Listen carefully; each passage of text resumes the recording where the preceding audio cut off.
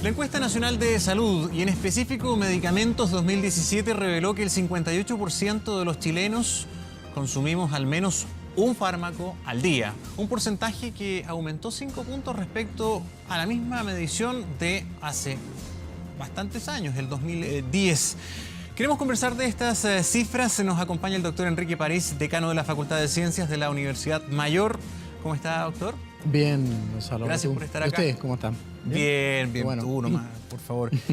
Doctor París, a ver, cuando hablamos de un 58% de los chilenos que toman al menos un remedio al día, ¿es preocupante? ¿Está dentro de lo normal? ¿Estamos bien? ¿Estamos mal?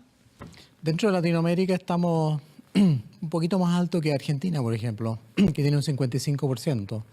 Pero en relación a otros países desarrollados como Estados Unidos, estamos más bajos. O sea, aquí todavía hay un consumo bajo. El problema es determinar si este es un consumo prescrito, es decir, por alguna enfermedad, por alguna dolencia que ha sido vista por un médico, matrona o dentista, que son los calificados para recetar en Chile, o es automedicación, que sería más preocupante.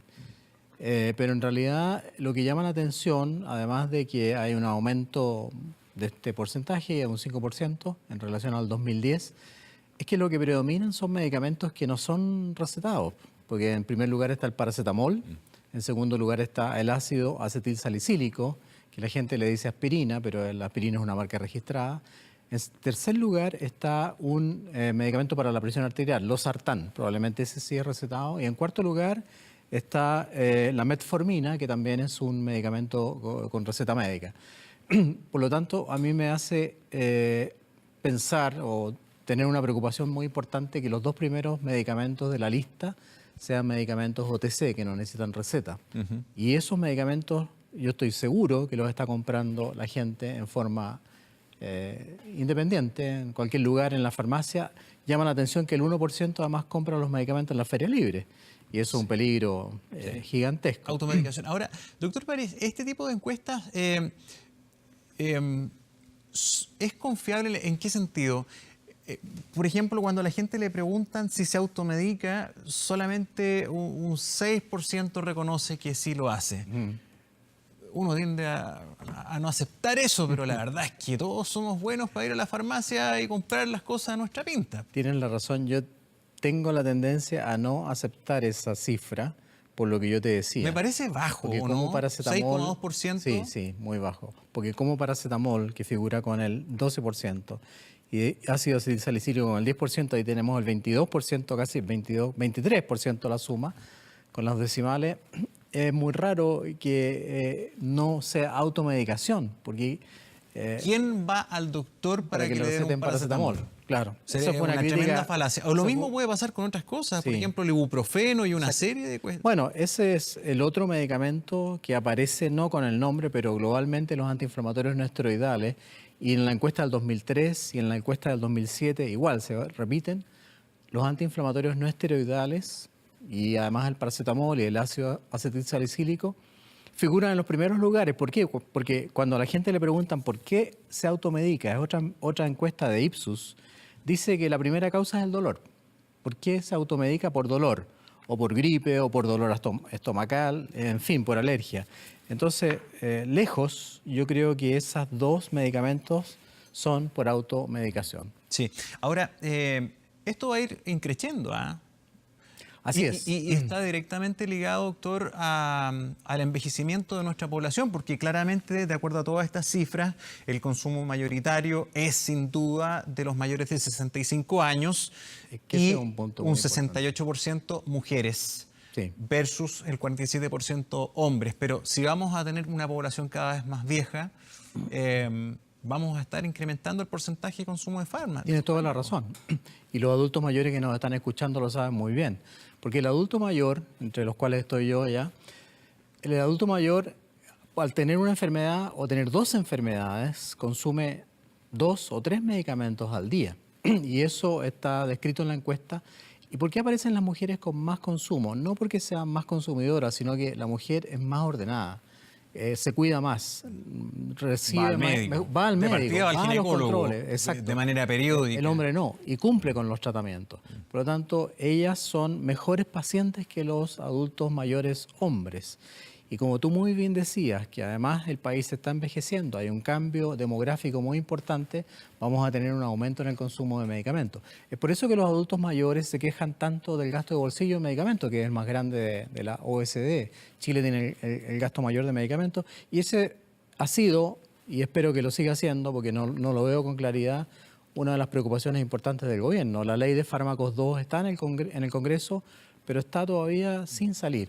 Y creo que la gente espera una respuesta justamente a este tipo de problemas. A pesar de ese dato que usted da, la autoridad de salud hace una evaluación positiva en términos del acceso, ¿eh? Porque también, en razón de las cifras de esta encuesta, se señala que el 65% de todos los fármacos que el chileno tiene acceso fueron entregados. Es a través de la red pública. Sí. A través de la red pública, en hospitales, consultorios, o bien a través del GES, sí, o a través de planes, digamos, de públicos. Pero ante esa encuesta, yo tengo otra encuesta de Camilo Cid, que dice que realmente esto es lo que dicen los encuestados porque recibieron el medicamento en el sistema público, pero la evaluación de los medicamentos que están en el GES, Gonzalo, solamente la gente relata en otra encuesta que desgraciadamente reciben aproximadamente el 70% nomás de lo que deberían recibir. Y hay un 30% de la población que no lo reciben. Por lo tanto, este 60% que recibió en el consultorio es el 60% del 70% que realmente lo recibe, o sea, el 40%. Eso tenemos que mejorarlo francamente. Y el otro 30%, según la misma encuesta, lo compra en la farmacia, o sea, se automedica. O a lo mejor lo hace con receta médica, eso no está claro acá. Pero también hay un porcentaje que lo compra, como dijimos, en las ferias libres. Yo creo que la encuesta merece un análisis más profundo, quizás conocer en detalle algunos ítems. El año 2003 yo fui el tutor de un químico farmacéutico que hizo su memoria justamente en este tema y las cifras son similares en cuanto al consumo, al tipo de consumo. No son similares en cuanto al aumento que ha tenido el consumo global, pero siempre son los antiinflamatorios en primer lugar, los medicamentos que afectan el sistema nervioso central en el segundo o tercer lugar. Y hay otro dato, el CITUC, con el cual me sigo manteniendo en contacto, obviamente, sacó hace unos días atrás la cifra de las causas de intoxicaciones. En primer lugar está el clonazepam. Y en segundo lugar, ¿sabes cuál está? El paracetamol. Por lo tanto, aquí hay una concomitancia de información. El paracetamol es el más encontrado en las casas. ¿Qué pasa con el clonazepam? Vamos por partes. Clonazepam. El clonazepam es una benzodiazepina. Voy a decir el nombre comercial, Rivotril. Muy utilizado. La gente siente angustia y está en la otra encuesta también, que es una de las causas por las cuales se automedica. Y el siente angustia, Centro siente de miedo. Información Toxicológico de la Universidad Católica establece que a través de este fármaco hay mucha intoxicación. Por supuesto, es la primera consulta, el primer fármaco por el cual la gente consulta por teléfono al CITUC porque se ha tomado una dosis incorrecta, alta en general. El segundo fármaco es paracetamol. Y el primer fármaco acá en el listado es paracetamol. Claro. O sea, habiendo tanto paracetamol en las casas y habiendo a veces desorden, y generalmente son niños, se toman el medicamento. O sea, hay una información concomitante aquí que es que avala, digamos, esta encuesta también. Es muy importante lo que usted nos narra y el link que hace con la toxicología. Usted es toxicólogo. ¿Cuáles son los síntomas de una intoxicación por Rivotril? Se lo pregunto derechamente. ¿Qué tienes que hacer para intoxicarte? ¿O qué tienes que hacer para intoxicarte con paracetamol? Bueno, con clonazepam por los con casos una que llegan a benzodiazepina, los síntomas son compromiso del sistema nervioso central. O sea, el sujeto viene en coma o viene muy dormido o no puede responder órdenes, obviamente que no puede manejar, no puede mantenerse en pie. Afortunadamente, Gonzalo, lo voy a decir aquí, aunque a veces dicen que no es bueno decirlo, pero quiero decirlo, el clonazepam, o sea, las benzodiazepinas no matan por sí solas, tiene que tomarse una mezcla la persona. Y además tiene un antídoto que actúa muy rápidamente. La segunda pregunta, el paracetamol sí que es mucho más tóxico, porque el paracetamol sí mata en una dosis alta, más de 150 miligramos por kilo, por ejemplo, en el adulto, mata. ¿Por qué? Porque destruye el hígado, produce una hepatitis fulminante y si no te hacen el trasplante o no te dan el antídoto a tiempo, mata. Por eso... Afuera, el cielo puede estar precioso, pero quien no esté buscando la luz no será capaz de ver el sol. La alegría puede estar esperando en todas las esquinas. Quien no esté buscando una sonrisa cruzará la calle antes de verla. La vida puede mostrarnos todo el tiempo que no necesitamos ser todos iguales, pero solo quien busca mirar con el corazón va a percibir esas señales. ¿Y tú? ¿Qué quieres buscar en 2019?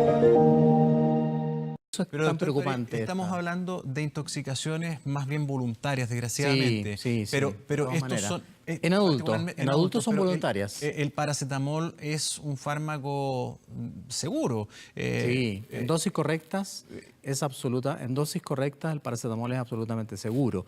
Estas son intoxicaciones voluntarias, como muy bien dices tú, generalmente en adultos. En niños la intoxicación es accidental. Pero desgraciadamente en Chile se intoxican más niños que adultos. Todavía no solucionamos un montón de temas respecto al manejo de fármacos a propósito de temáticas que hemos hablado de hace muchos años y que seguimos en las mismas. Por ejemplo, la cantidad... Desde el buenos días a todos que estamos hablando de este tema. La cantidad de pastillas que manejamos en los veladores. Tienes buena memoria. La cantidad en exceso de tabletas que no deberían recetarnos. Porque, por ejemplo, si uno necesita una semana, no deberían vendernos más de 6. Ese otro punto nos dan muy las importante. 30 cápsulas. Y uno va acumulando un stock increíble. Que estás hablando de un tema que es muy importante, que está en la ley, que es la dosis unitaria. Lo ideal sería que se le entregara al paciente la dosis que necesita para cumplir su tratamiento. Tú sabes que eso está estudiado. Cuando tú no entregas la dosis correcta, ya sea menos o incluso más, curiosamente el paciente no cumple el tratamiento a cabalidad. O sea, si tú le entregas más, no lo cumple. Si lo entregas menos, obviamente que no lo va a cumplir. Pero es curioso que cuando le entregan en exceso, el paciente no cumple lo que tiene que tomar. ¿Y qué hace? Bota el medicamento. Si es un antibiótico, lo bota a la taza del water, por ejemplo, contamina las aguas. Y curiosamente eso ha incidido en la aparición de bacterias resistentes en los ámbitos donde esas aguas van a caer. Entonces, obviamente que ese punto que tú has tocado, la dosis unitaria, es fundamental. La etapa resistente a niños, la cantidad de tabletas o cápsulas por envase también, tienes toda la razón. ¿Cuáles son las nuevas patologías que están manifestándose con mayor fuerza en nuestra sociedad y que se deberían transformar cada vez en mayor consumo de fármacos para esos tratamientos? Me refiero, por ejemplo, diabetes con la obesidad o algún otro tipo de enfermedades que esté creciendo en la sociedad chilena. Bueno, las grandes enfermedades que están creciendo, partiendo por el VIH-Sida, que tenemos una explosión, uno de los 4 países en el cual han más aumentado, pero como hay un envejecimiento de la población y que tenemos cada vez más adultos mayores, lo que tú dices es correcto. Diabetes, hipertensión, depresión, problemas de índole mental, hipertensión, no sé si lo dije ya, alteraciones neurológicas, Alzheimer, envejecimiento del sistema nervioso central, en fin, son los grandes problemas. Parkinson, el cáncer, afortunadamente se acaba de emitir la ley del cáncer y espero que se tramite prontamente. Y los accidentes del tránsito. Tú estabas hablando recién de los accidentes del tránsito en la entrevista anterior. En Chile todavía entre los 5 y los 45 años de edad es la primera causa de muerte y esa la gente se olvida. Por eso es muy importante lo que tú hablabas del cinturón, de que la gente pregunte si el bus está en buenas condiciones, en fin.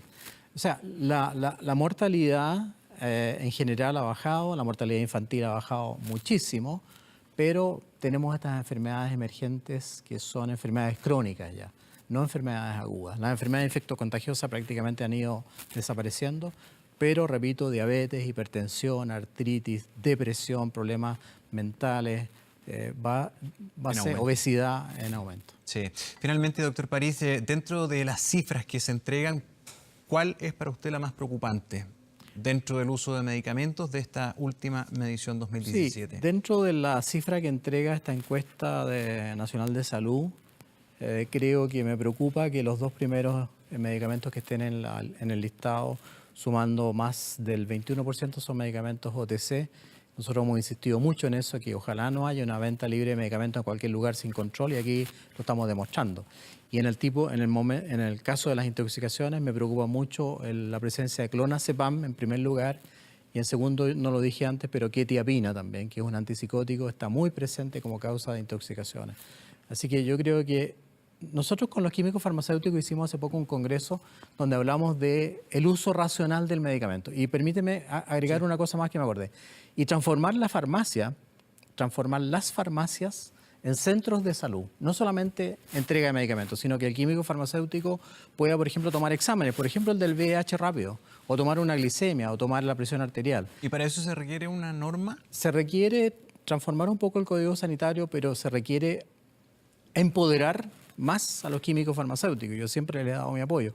Creo que sería una solución importante para disminuir a veces el colapso de los consultorios, de los centros de salud, porque ellos podrían aportar algo importante en la cadena sanitaria, estableciendo a la farmacia como un centro de salud.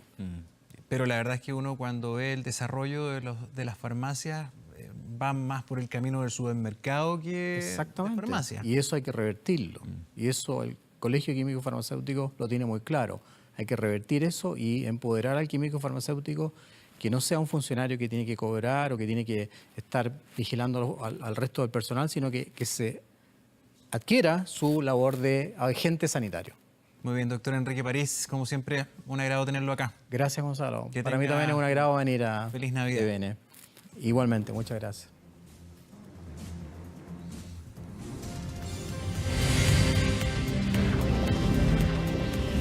Mano a mano.